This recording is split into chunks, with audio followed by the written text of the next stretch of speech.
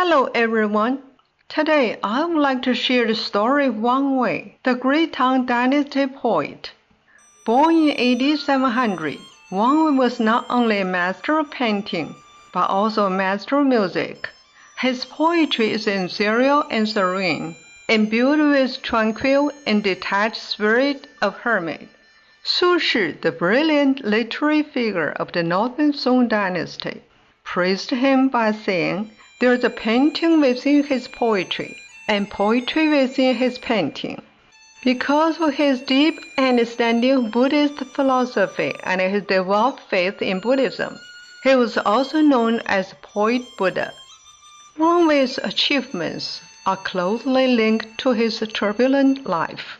His father passed away when he was very young, leaving him to rely solely on his mother, a devout Buddhist layperson, which had profound influence on his lifelong commitment to Buddhism.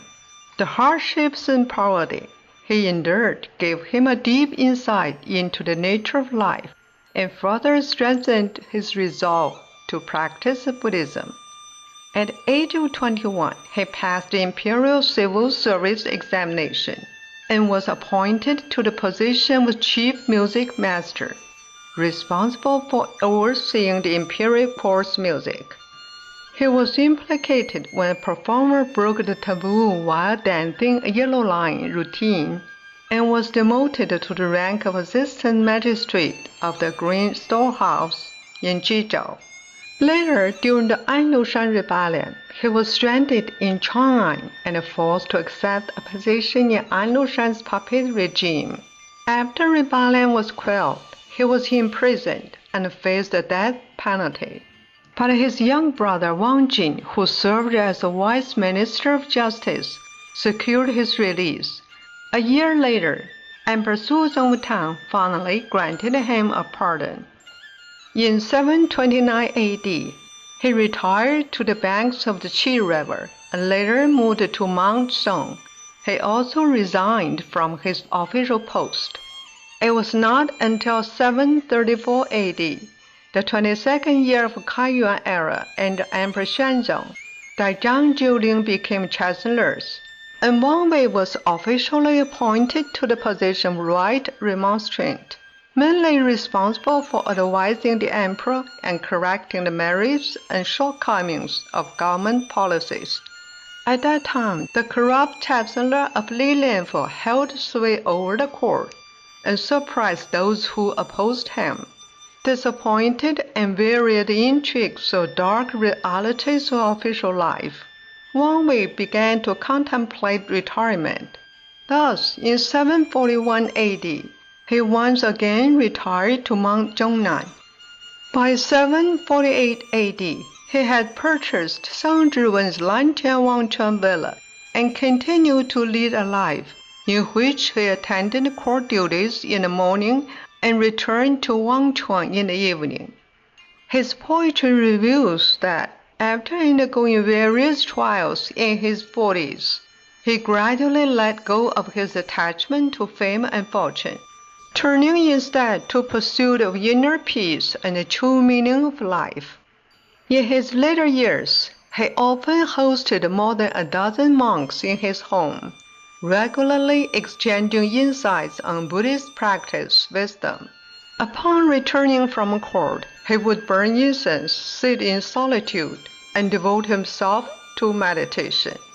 With a steadfast spiritual resolve and diligent practice, looking back at the human world reveals a different worldview.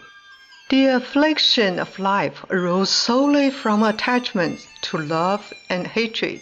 If one complains because of the poverty, it is due to heart filled with greed.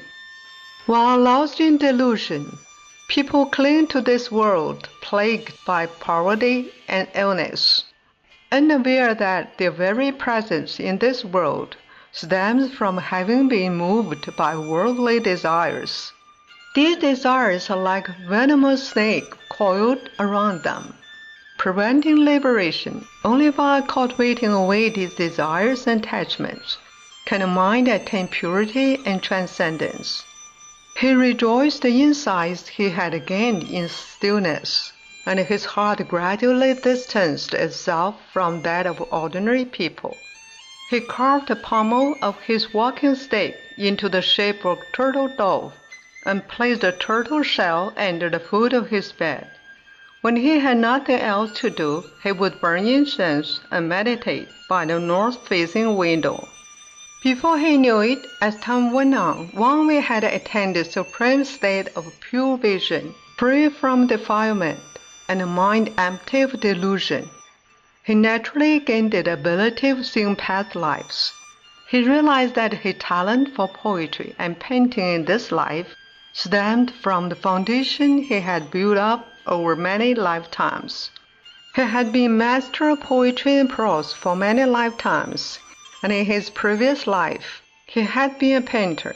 Because he had not broken these old habits, his talents were once again recognized by the world in this life.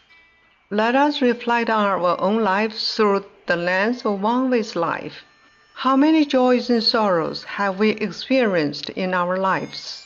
How many obstacles and hardships have we overcome?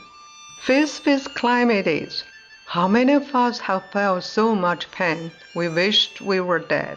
And how many times have we been left with no tears to shed? What is true happiness? Perhaps it's only through these experiences that we come to understand this is not our true home. Our home is in heaven. Let's keep kind thoughts in our hearts, do more good deeds, and return as soon as possible to the beautiful home that truly belongs to us. Thank you very much for listening to the story. More touching stories will be ready for you if you just subscribe it. Thank you again.